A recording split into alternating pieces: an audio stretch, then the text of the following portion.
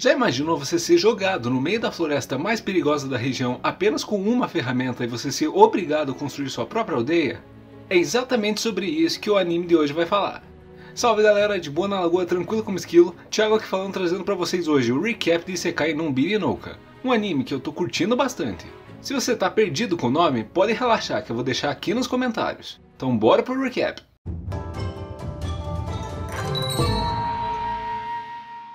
O anime começa com um flashback do protagonista Hirako, acordando de um sonho que ele estava em uma cama do hospital. Descendo as escadas, ele se encontra com uma de suas empregadas, pedindo desculpas por não ter feito café da manhã ainda. Logo depois, Hirako foi lá para fora tomar um ar, e duas beldades vão lá e dão um bom dia para ele.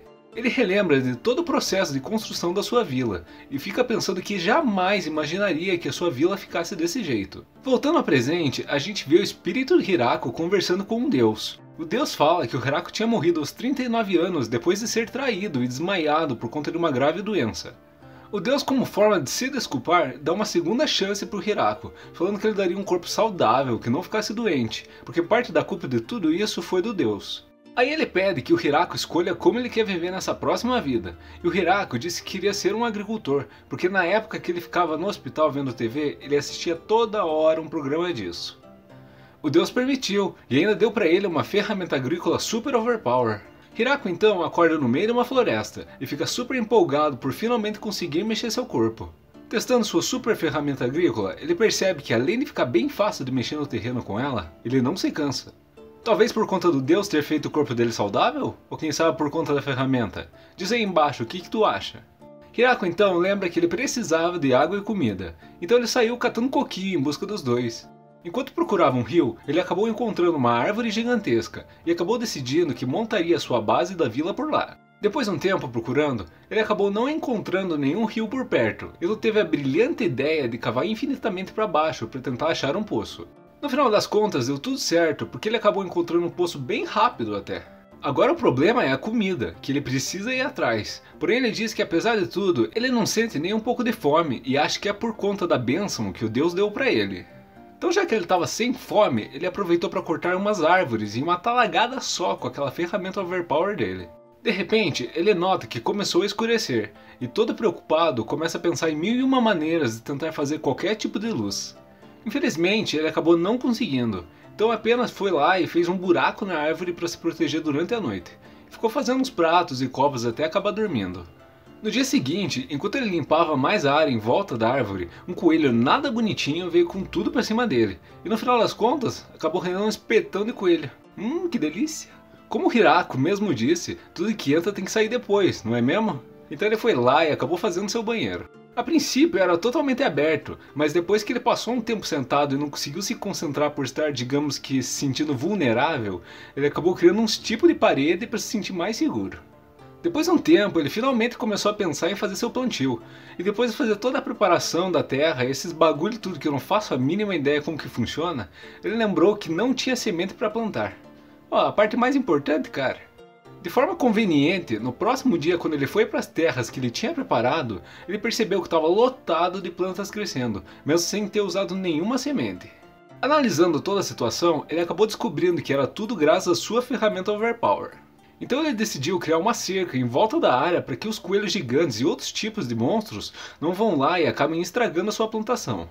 Os dias foram passando e ele acabou terminando toda a cerca e a trincheira em volta de sua plantação. E durante todo esse processo, ele matava todos os coelhos para fazer aquele espetinho de respeito. Nesse tempo, Hirako aproveitou e terminou sua cabana, e apesar de usar o jeitinho brasileiro para terminar a parte de dentro dela, a cabana ficou até que boa. Motivado com todos os avanços que ele teve nos últimos dias, enquanto se preparava para mais um dia de trabalho, ele acabou encontrando com dois lobos feridos na frente de sua plantação. Sendo um bom parça, ele arrumou uns rangos para os lobos e deixou que eles ficassem dentro da sua cabana, já que a fêmea estava prestes a dar à luz. No dia seguinte, Hirako foi ver como que estavam as coisas e viu que tinha dado tudo certo. Ele achou que os lobos iriam seguir sua vida agora, mas no final das contas eles acabaram gostando do lugar, então ficaram por lá mesmo. Como estava ficando difícil chamar eles de cachorros toda hora, Hirako acabou dando o nome de Kuriyuki para eles. Aproveitando a oportunidade, ele fez uma cabana maior para ele, já que deixou a primeira que ele tinha feito com os lobos. Outra hora, vemos o deus tendo um flashback falando sobre como ele se sentia culpado por ter feito Hirako sofrer tanto na sua vida passada. Enquanto ele transportava a alma do Hirako, ele sem querer fez algo de errado de novo e acabou enviando o coitado para a Floresta da Morte. Esse deus aí só pode estar trolando, coitado do cara, véi. Preocupado por ter feito besteira de novo, ele até pensa em tentar chamar ele de volta, mas como seria contra as regras dos deuses, o máximo que ele podia fazer era ficar torcendo por ele. Cortando a cena para o Hirako, a gente vê que ele conseguiu bons resultados com as plantações. Ele também descobriu que ele só precisava pensar no que ele queria plantar enquanto estivesse cultivando a terra, que magicamente as plantas cresceriam. Ele passou os seus dias aprendendo por tentativa e erro como que faziam as paradas, já que querendo ou não, ele nunca teve contato com a agricultura e apenas tinha uma pequena noção pelo programa de TV que ele assistia no hospital. Como gratidão por ter essa nova vida, ele vai lá e cria 2 estátuas dos deuses super detalhadas. Engraçado, né? Até pouco tempo atrás o cara não conseguia nem fazer uma caneca direito. Do nada brota um Michelangelo da vida lá. Passando seus dias de forma tranquila e agradecendo por ter os lobos junto com ele, ele começou a pensar em coisas que ele poderia fazer para dar uma melhorada na sua vida. Indo mais a fundo na floresta, ele acabou achando um rio, que poderia servir de fonte de água para sua aldeia. Então já bota a mão na massa e começa a cavar aos poucos um caminho até lá.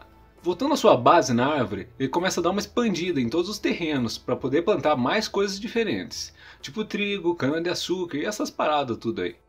Cortando a cena para algumas semanas depois, Hirako começou a perceber que o inverno estava chegando e só aquilo de roupa que ele tinha não ia ser o suficiente para ele sobreviver.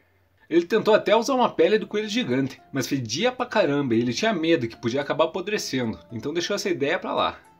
Enquanto ele pensava como que ia fazer para se aquecer nesse inverno, o Kuro chamou a atenção dele, porque tinha uma aranha gigante na plantação. Incrivelmente, essa aranha além de ter 1500 de QI, ela usa sua teia para criar roupas e ainda aborda elas. Conveniente? Imagina!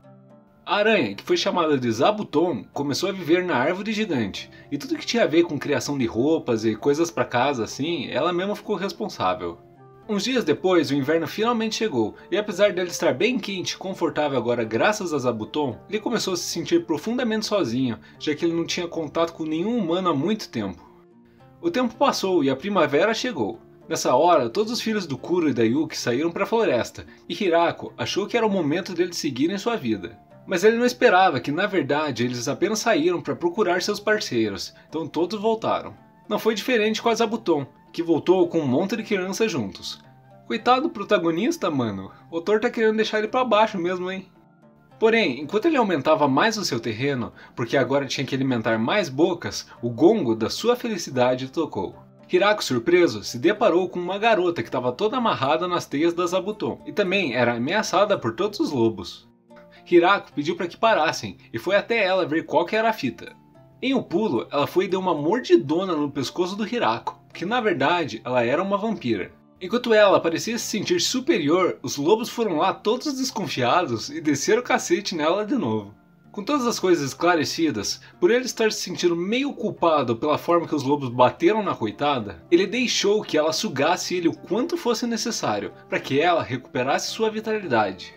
Hirako, todo feliz que finalmente estava conversando com alguém depois de muito tempo, sai mostrando toda sua plantação para ela. E ela fica toda surpresa porque nunca tinha visto nenhuma daquelas plantas antes em toda a sua vida. Mais tarde, naquela noite, a gente descobre que o nome dela é Lulucilu, simplificando Lu. Ela é uma pesquisadora, e depois de fugir de alguns nobres que queriam roubar a sua pesquisa, ela queria encontrar um lugar que pudesse se esconder por um tempo. Foi assim que ela ouviu falar sobre essa floresta, então decidiu vir para cá. Enquanto Hirako pensava que estava feliz por ter conhecido ela e não querendo que tudo isso acabasse, ele disse para Lu, na verdade não, ele implora de joelhos para Lu que ela morasse lá junto com ele e ficassem juntos pro resto da vida. Ela ficou toda envergonhada por ser algo super repentino, porque eles mal tinham se conhecido ainda, mas enquanto Hirako usava seu discurso no jutsu sobre não querer ficar sozinho, etc., ela meio que acabou aceitando. Enquanto conversavam, ela falou novamente que era uma proposta muito repentina, e foi nessa hora que o Hirako percebeu que a bendita proposta se referia a casamento. Ele ficou um pouco envergonhado, mas aproveitou o embalo para novamente implorar de joelhos que ela ficasse, e que era isso mesmo que ele queria. Espertinho, hein? No final das contas, Lu toda feliz diz que está tudo bem, e o Hirako mais alegre ainda vai dar um abração nela. Esse protagonista não gosta mesmo de perder tempo, né? Temos o casamento mais rápido de todos os animes. Primeiro episódio. Passando para o próximo dia, vemos o Hirako tendo um flashback sobre como a Lu tem ajudado ele nos últimos tempos. Desde colocar luzes nos lugares usando sua magia, quanto achando o sal que ele tanto procurava e estava literalmente embaixo do seu nariz. Enquanto tomavam o chá e conversavam sobre plantar outros tipos de frutas e sementes, Zabuton novamente tocou o alarme, então Hirako e Lu foram correndo ver. Chegando lá, Hirako encontrou a beldade número 2, uma anja que está enrolada nas teias da Zabuton, junto com os lobos que, pra variar, estão descendo cacete em tudo que vem pela frente. Lu estava tentando fugir de fininho para se esconder, mas a anja percebeu e começou a falar com ela. Os lobos aproveitaram a situação para traumatizar mais um pouquinho a anja, o que no final das contas deve ser divertido para eles, né? Um pouco mais tarde, dentro da cabana, Lu toda fofinha apresenta o Hirako para a anja, como sendo seu marido. Enquanto Lu estava morrendo de vergonha, a anja aproveitou e se apresentou, e seu nome era Tia. O Hirako ficou surpreso e estava achando que ela servia a Deus ou algo assim, mas Lu rapidamente disse que não tinha nada de especial, que eram apenas guerreiros que tinham muito músculo e pouco cérebro. Hirako perguntou então por que ela estava perseguindo a Lu e tal, e a tia na hora explana que ela saiu explodindo tudo na cidade, depois de ter cansado de fazer remédios por um nobre. Lu admitiu que acabou passando um pouquinho do ponto, e que ela só estava nessa floresta porque estava fugindo da tia, que é um pouquinho mais forte que ela. Enquanto ela dizia isso, Tia ficou impressionada, porque a Lu nunca foi o tipo de pessoa que admitia qualquer tipo de fraqueza, ou que estava errada. Do nada, Lu ofereceu que a Tia morasse junto com eles, e sai para mostrar toda a plantação que eles tinham, junto com os residentes exóticos, tipo a Zabuton. Enquanto elas conversavam, Tia começou a ficar meio preocupada, e se perguntando por que uma anja como ela teria que meter a mão na massa e fazer jardinagem. No final das contas, eles passaram o restante do dia trabalhando e colhendo vegetais.